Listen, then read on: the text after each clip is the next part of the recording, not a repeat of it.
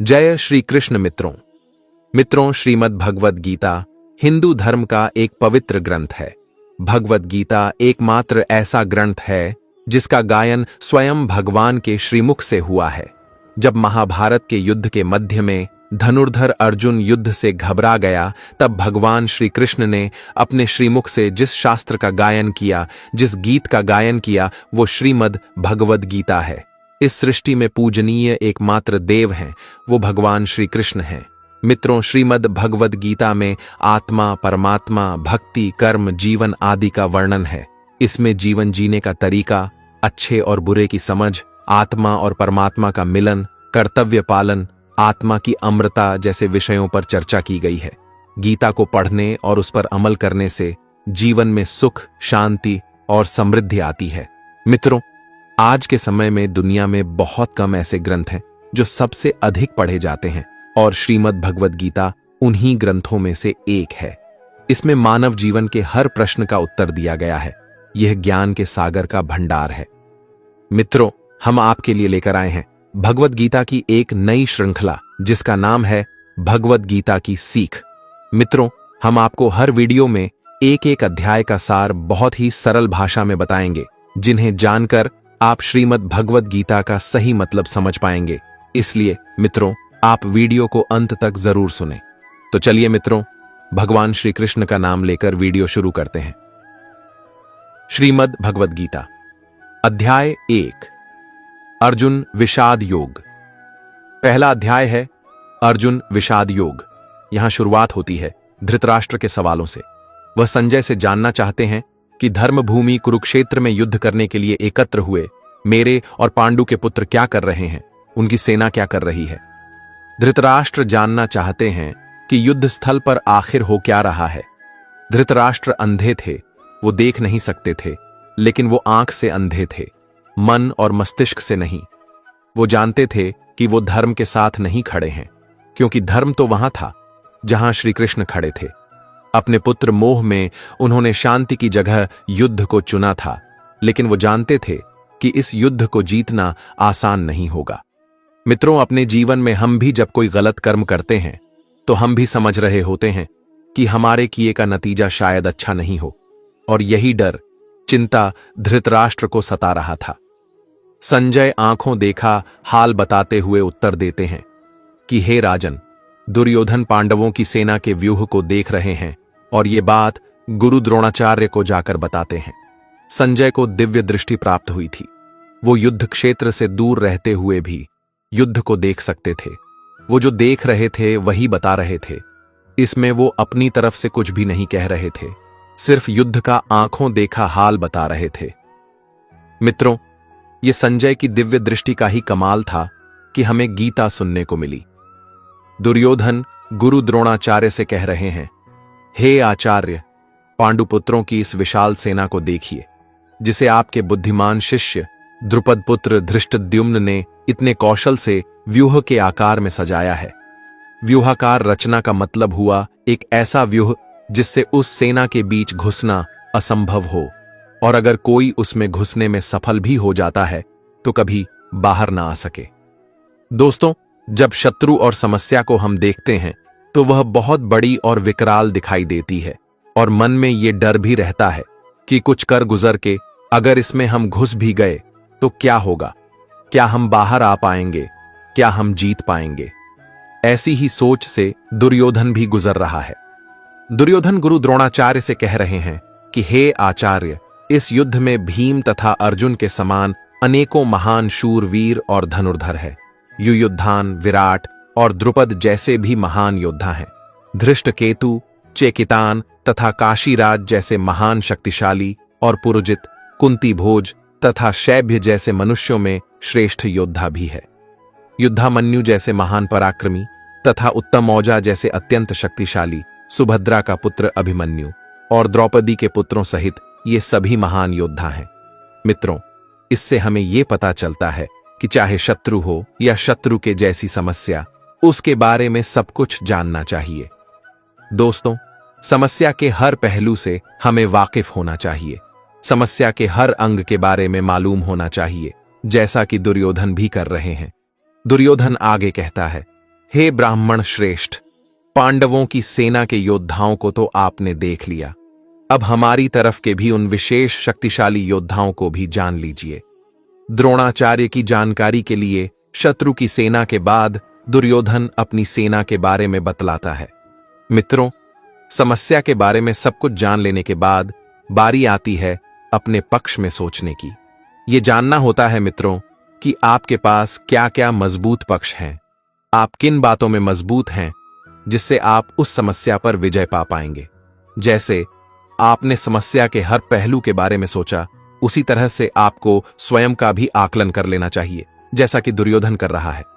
दुर्योधन कह रहा है, हे आचार्य, मेरी सेना में स्वयं आप द्रोणाचार्य, पितामह भीष्म, कर्ण, कृपाचार्य, अश्वत्थामा, विकर्ण और सोमदत्त का पुत्र भूरिश्रवा जैसे योद्धा है जो सदैव युद्ध में विजयी रहे हैं। दुर्योधन गर्व के साथ कहता है कि ऐसे अन्य अनेक शूरवीर भी हैं जो मेरे लिए अपने जीवन का बलिदान देने के लिए अनेक प्रकार के अस्त्र शस्त्रों से सुसज्जित हैं और यह सभी युद्ध विधा में निपुण है। हमारे सिर्फ एक इशारे पर हमारी सेना के शूरवीर लड़ने मरने को तैयार हैं। उन्हीं को देख दुर्योधन खुश हो रहा है। दुर्योधन के साथ युद्ध में लड़ने के लिए शूरवीर थे जो उसके लिए मरने को तैयार थे। लेकिन मित्रों, आप जब अपने जीवन की चुनौतियों के साथ लड़ते हैं तो आपके साथ कौन होता है? आपके साथ होता है आपका हुनर, आपकी हिम्मत, आपकी मेहनत, आपके संगी और आपके अपने रिश्तेदार। जैसे शूरवीर दुर्योधन के लिए कुछ भी करने को तैयार हैं, वैसे ही ये आपके साथी भी आपके लिए कुछ भी कर सकते हैं। दुर्योधन आगे कहता है कि इस प्रकार भीष्म पितामह द्वारा अच्छी प्रकार से संरक्षित हमारी सेना की शक्ति असीमित है, किंतु भीम द्वारा अच्छी प्रकार से संरक्षित होकर भी पांडवों की सेना की शक्ति सीमित है। दुर्योधन कहना चाहते हैं कि भीम की सेना को वो आसानी से जीत सकते हैं। मित्रों, दुर्योधन यहां घमंड दिखा रहा है जो आपको बिल्कुल भी नहीं करना है मित्रों, कभी नहीं, क्योंकि अगर घमंड हुआ तो वो आपके हारने की शुरुआत है। दोनों सेनाओं के इस तरह के वर्णन से दुर्योधन इस बात पर पहुंचना चाहता था कि सभी मोर्चों पर अपनी अपनी जगह स्थित रहकर आप सभी निश्चित रूप से भीष्म पितामह की सभी ओर से सहायता करें। संजय धृतराष्ट्र को बताते हुए कहते हैं कि हे राजन, तब कुरुवंश के वयोवृद्ध परम प्रतापी पितामह भीष्म ने उच्च स्वर में सिंह गर्जना के समान ऐसा शंख बजाया कि दुर्योधन के हृदय में हर्ष उत्पन्न हो गया। मित्रों, युद्ध जीतने के लिए अपने पक्ष में माहौल बनाना पड़ता है, खुद को दिलासा भी देना पड़ता है कि हम युद्ध जीतने में सक्षम हैं। ऐसा ही पितामह भीष्म ने किया और ऐसा ही हमें भी करना चाहिए। मित्रों, युद्ध भयंकर होते हैं और ये इतिहास में आज तक के सबसे भयंकर युद्ध का आरंभ था। भीष्म पितामह के शंख के पश्चात अनेक शंख, नगाड़े, ढोल, मृदंग और सींग आदि बाजे अचानक एक साथ बज उठे। इन बाजों का नाद संगीतमय नहीं बल्कि बहुत ही भयंकर और डरावना था। अब बारी थी पांडु पुत्रों के सेना के शंखनाद की। सफेद घोड़ों से युक्त उत्तम रथ पर आसीन योगेश्वर श्री कृष्ण और अर्जुन ने भी अपने अपने अलौकिक शंख बजाए। हृदय के सर्वस्व ज्ञानी श्री कृष्ण ने पांचजन्य नामक, अर्जुन ने देवदत्त नामक और भयानक कर्म वाले भीमसेन ने पौंड्र नामक महाशंख बजाया। मित्रों, अपने जीवन में इसी तरह से हम भी अपने युद्ध, अपनी चुनौती में आगे बढ़ने के लिए अपनी प्रेरणा चुन सकते हैं। कुछ लोगों के लिए संगीत ऐसा काम करता है, कुछ के लिए भगवान को याद करना या कुछ के लिए माता पिता का आशीर्वाद। अपने शंख आप स्वयं चुनिए और युद्ध के लिए तैयार हो जाइए। पांडवों में सबसे बड़े भाई कुंती पुत्र राजा युधिष्ठिर ने अनंत विजय नामक और नकुल तथा सहदेव ने सुघोष और मणिपुष्पक नामक शंख बजाए। श्रेष्ठ धनुष वाले काशीराज और महारथी शिखंडी एवं धृष्टद्युम्न तथा राजा विराट और कभी न हारने वाला सात्यकी, राजा द्रुपद एवं द्रौपदी के पांचों पुत्र और बड़ी भुजा वाले सुभद्रा पुत्र अभिमन्यु आदि सभी ने अलग अलग शंख बजाए। संजय कहते हैं, उस भयंकर ध्वनि ने आकाश और पृथ्वी को गुंजायमान करते हुए आपके पुत्रों के हृदय में शोक उत्पन्न कर दिया। मित्रों, जब आप हुंकार भरते हैं तो बड़े से बड़े शत्रु को भी डर लगता है। ये हुंकार ऐसी होनी चाहिए कि शत्रु सोचे कि वो किससे युद्ध करने जा रहा है। आप चाहे साक्षात्कार के लिए जाएं या किसी से मिलने जाएं, आपका हुनर, आपकी प्रतिभा ऐसी होनी चाहिए कि सामने वाला आपके कौशल से प्रभावित हो जाए। तब हनुमान से अंकित पताका लगे रथ पर आसीन पांडुपुत्र अर्जुन ने धनुष उठाकर तीर चलाने की तैयारी के समय धृतराष्ट्र के पुत्रों को देखकर हृदय के सर्वस्व ज्ञानी श्री कृष्ण से प्रार्थना करते हुए कहा कि हे अच्युत, कृपा करके मेरे रथ को दोनों सेनाओं के बीच में खड़ा करें, जिससे मैं युद्ध भूमि में उपस्थित युद्ध की इच्छा रखने वालों को देख सकूं कि इस युद्ध में मुझे किन किन से एक साथ युद्ध करना है। मैं उनको भी देख सकूं जो यह राजा लोग यहां पर धृतराष्ट्र के दुर्बुद्धि पुत्र दुर्योधन के हित की इच्छा से युद्ध करने के लिए एकत्रित हुए हैं। मित्रों, आज के जीवन का यह सबसे बड़ा ज्ञान है। युद्ध कोई भी हो सकता है, किसी भी प्रकार का, निजी या व्यापार से जुड़ा हुआ, लेकिन दोनों पक्षों के बीच में जाकर आप युद्ध की सही अवस्था के बारे में जान सकते हैं। मित्रों, हमें भी इसी तरह अपनी समस्या के बीच में खड़े होकर उसे भली भांति देखना और परखना चाहिए और तभी निर्णय लेना चाहिए। संजय अपना आंखों देखा हाल बताते हुए कहते हैं, हे धृतराष्ट्र, जैसा कि अर्जुन ने कहा था, श्री कृष्ण ने दोनों सेनाओं के बीच में भीष्म और द्रोणाचार्य के सामने तथा संपूर्ण राजाओं के सामने रथ को खड़ा करके इस प्रकार कहा, हे पार्थ, युद्ध के लिए जुटे हुए इन कौरवों को देख। वहां प्रथापुत्र अर्जुन ने अपने ताऊ चाचा, दादा परदादा, गुरु, मामा, भाई, पुत्रों, पौत्रों और मित्रों को देखा। महाभारत को इसीलिए तो धर्म युद्ध कहा गया है, ऐसा युद्ध जो धर्म के लिए किया गया था। और इस युद्ध का एक बड़ा परिवार दो हिस्सों में बंट गया था, आधे सगे संबंधी एक तरफ और आधे दूसरी तरफ। हर किसी को फैसला करना था कि वो युद्ध में किसका साथ देना चाहता है, दुर्योधन का या अर्जुन का। कुंतीपुत्र अर्जुन ने ससुरों को और शुभचिंतकों सहित दोनों तरफ की सेनाओं में अपने ही सभी संबंधियों को देखा।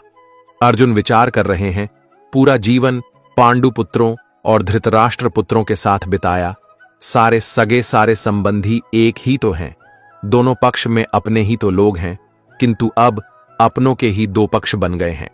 उसमें से एक पक्ष शत्रु का है। हर किसी से अर्जुन की लड़ाई नहीं थी, लेकिन अब युद्ध में वो उसके शत्रु थे और उसे उनके साथ लड़ना होगा। अपने करीबी अर्जुन के सामने खड़े थे। शत्रु पक्ष में उपस्थित संपूर्ण बंधुओं को देखकर कुंती पुत्र अर्जुन अत्यंत करुणा से युक्त होकर शोक करते हुए श्री कृष्ण से कह रहे हैं, हे कृष्ण, युद्ध की इच्छा वाले इन सभी मित्रों तथा संबंधियों को उपस्थित देखकर मेरे शरीर के सभी अंग कांप रहे हैं और मुख सूखा जा रहा है और मेरे शरीर के कंपन से रोमांच उत्पन्न हो रहा है। यहीं से शुरुआत होती है मित्रों, आरंभ होता है अर्जुन के विषाद का, जिसके लिए संपूर्ण गीता की रचना हुई। कृष्ण को मार्गदर्शन के लिए एक ऐसी रचना करनी पड़ी जो हमेशा हमेशा के लिए हर किसी को सही मार्ग पर चलने के लिए प्रेरित करती रही है और आगे भी प्रेरित करती रहेगी। युद्ध की बात करना आसान होता है, लेकिन युद्ध करना कठिन। ऐसा ही अर्जुन के साथ हुआ, ऐसा ही मित्रों हम सबके साथ होता है। ऐसी ही शंका का समाधान भगवद गीता से श्री कृष्ण के द्वारा हमें मिलता है। दुखी अर्जुन कहते हैं, हे कृष्ण, मेरे हाथ से गांडीव धनुष छूट रहा है और त्वचा भी जल रही है। मेरा मन भ्रमित सा हो रहा है, इसलिए मैं खड़ा भी नहीं रह पा रहा हूं। मित्रों, ना जाने कितनी ही बार ऐसा हम सबके साथ होता है कि जब युद्ध के सम्मुख होते हैं तो जैसे शक्ति खत्म हो जाती है। परीक्षा की घड़ी के समय पर भी ऐसी ही घबराहट होती है ना मित्रों। अर्जुन अपने दुख को बता रहे हैं। उनका दुख मित्रों हमारी दुविधाओं से अलग नहीं है। चाहे हम परीक्षा दे रहे हों, चाहे व्यापार करने जा रहे हों, चाहे कोई बड़ा मैच खेलने जा रहे हों, कितने ही ऐसे मौके आते हैं जब हम स्वयं को अर्जुन की अवस्था में पाते हैं। लगता है जैसे कि हम युद्ध के लायक ही नहीं हों, युद्ध हम कर ही नहीं पाएंगे। अर्जुन कहते हैं, हे केशव, मुझे तो केवल अशुभ लक्षण ही दिखाई दे रहे हैं। युद्ध में स्वजनों को मारने में मुझे कोई कल्याण दिखाई नहीं देता है। हे कृष्ण, मैं न तो विजय चाहता हूं और न ही राज्य और न ही सुखों की इच्छा करता हूं। हे गोविंद, हमें ऐसे राज्य, सुख अथवा इस जीवन से भी क्या लाभ है जिनके साथ हमें राज्य आदि सुखों को भोगने की इच्छा है, जब वह ही अपने जीवन के सभी सुखों को त्याग करके इस युद्ध भूमि में खड़े हैं। सोचिए मित्रों, जीवन का हर युद्ध, हर काम हम अपनों के लिए करते हैं। हमारा सारा काम, सारे फायदे, सारी सुख शांति, भाग दौड़ सिर्फ और सिर्फ अपनों के लिए होती है, और यहां पर हमें अपनों को ही मारना पड़ रहा है। मित्रों, इससे बड़ी और क्या दुविधा होगी? यही उलझन अर्जुन के मन में है। हे कृष्ण, गुरुजन, परिवारजन, पुत्रगण, पितामह, मामा, ससुर, पौत्रगण, साले और सभी संबंधी भी मेरे सामने हैं। इसलिए हे मधुसूदन, मैं इन सभी को मारना नहीं चाहता हूं, भले ही यह सभी मुझे ही मार डालें। तीनों लोकों के राज्य के लिए भी मैं इन सभी को मारना नहीं चाहता हूं, फिर पृथ्वी के लिए तो कहना ही क्या है। अर्जुन आगे कहते हैं, हे जनार्दन, धृतराष्ट्र के पुत्रों को मारकर हमें कौन सी प्रसन्नता मिलेगी, बल्कि इन आतताइयों को मारकर तो हमें पाप ही लगेगा। अपनों को मारकर, अपनों को दुख देकर केवल पाप ही लग सकता है, पुण्य तो नहीं।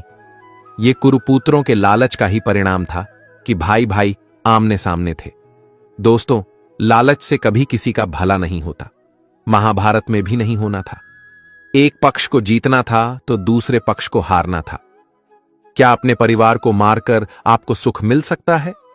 इसीलिए महाभारत को धर्म युद्ध कहा जाता है। जब ऐसा धर्म संकट हो तो आप क्या करें? अर्जुन कहते हैं, हे माधव, मुझे धृतराष्ट्र के पुत्रों को उनके मित्रों और संबंधियों सहित मारना उचित नहीं लगता है, क्योंकि अपने ही कुटुंबियों को मारकर हम कैसे सुखी हो सकते हैं। दोस्तों, जब कभी आपके सामने ऐसी परिस्थिति आए जिसमें लालच की वजह से बंटवारा हो रहा हो या झगड़ा हो रहा हो, तो ठंडे दिमाग से अर्जुन की इस हालत के बारे में सोचिएगा और देखिएगा कि दुनिया का सबसे बड़ा युद्ध करके किसको क्या हासिल हुआ। अर्जुन कहते हैं कि हे कृष्ण, यद्यपि लोभ के कारण इन भ्रमित चित्त वालों को कुल के नाश से उत्पन्न होने वाले दोष दिखाई नहीं देते हैं और मित्रों से विरोध करने में कोई पाप दिखाई नहीं देता है, परंतु हे जनार्दन, हम लोग तो कुल के नाश से उत्पन्न दोष को समझने वाले हैं, हम लोग तो समझदार हैं। हे कृष्ण, क्यों न हमें इस पाप से बचने के लिए विचार करना चाहिए। अर्जुन कहते हैं, हे मधुसूदन, कुल के नाश से सनातन कुल धर्म नष्ट हो जाते हैं तथा धर्म का नाश हो जाने पर संपूर्ण कुल में अधर्म फैल जाता है। अर्जुन जो कहना चाहते हैं वो ये है कि अगर परिवार नष्ट होता है तो धर्म नष्ट होता है, धर्म के नष्ट होने से पूरे कुल में पाप बढ़ जाता है। परिवार ही है जो हमें अपनी जड़ों से, अपने गुणों से, अपने आदर्शों से बांध कर रखता है। उसके खत्म होते ही समाज में चारों तरफ पाप बढ़ने लगता है। मित्रों, आप चाहें तो अपने चारों तरफ भी देख सकते हैं। जहां परिवार का सम्मान नहीं, वहां किसी भी बात का सम्मान नहीं होता और समाज पतन की ओर ही जाता है। परिवार की भलाई उसकी स्त्रियों पर निर्भर करती है। अगर कोई घर बनता है तो वह परिवार के महिला की वजह से बनता है। जिस घर में महिला नहीं होती तो कहते हैं कि उस घर का कोई भविष्य ही नहीं, और अगर ये स्त्रियां दूषित हो जाएं तो उसका क्या हश्र होता है। अर्जुन कहते हैं, हे कृष्ण, अधर्म अधिक बढ़ जाने से कुल की स्त्रियां दूषित हो जाती हैं और स्त्रियों के दूषित हो जाने पर अवांछित संतानें उत्पन्न होती हैं।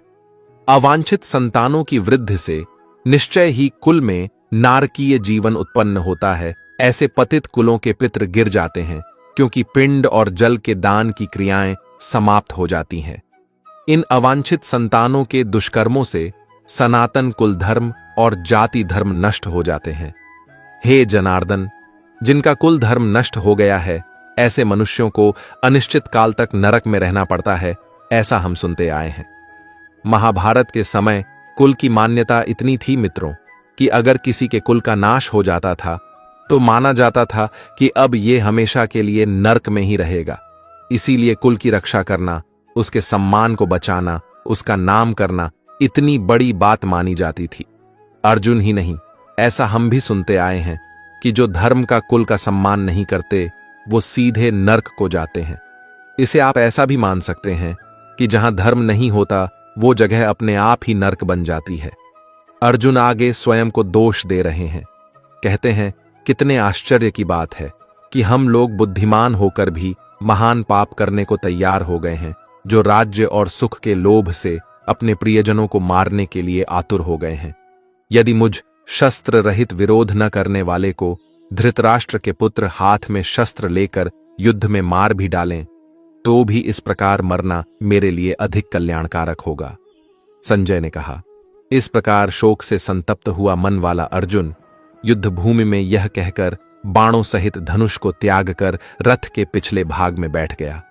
इस प्रकार उपनिषद, ब्रह्म विद्या तथा योग शास्त्र रूप श्रीमद् भगवद गीता के श्री कृष्ण अर्जुन संवाद में अर्जुन विषाद योग नाम का पहला अध्याय संपूर्ण हुआ।